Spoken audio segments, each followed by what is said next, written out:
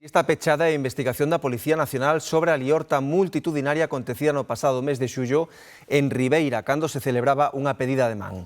O enfrontamento entre aquelas dúas familias saldouse cun falecido, unha decena de feridos, e logo de rematar coas distintas fases de identificación, 15 persoas detidas. Este e outros vídeos foron obxecto de visionado da Policía Nacional durante todos estes meses. Trataban de identificar as persoas implicadas na violenta liorta que se ven nas imaxes. O enfrontamento entre dúas familias que celebraban unha pedida de man en Ribeira o pasado 1 de xullo.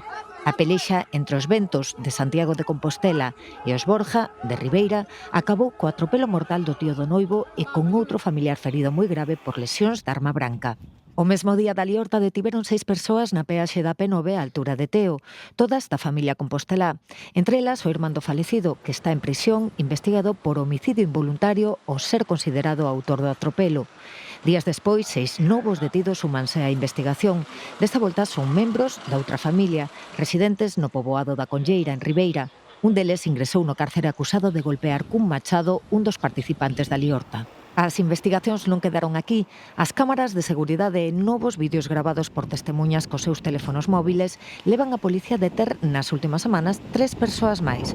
2 por participar activamente na agresión ao home que quedou gravemente ferido e outra por conducir un vehículo que levou por diante o mobiliario do local onde se celebraba a festa. Con estas últimas detencións, en total 15, a policía dá por pechada a investigación dunha liorta mortal en que participaron 100 de persoas.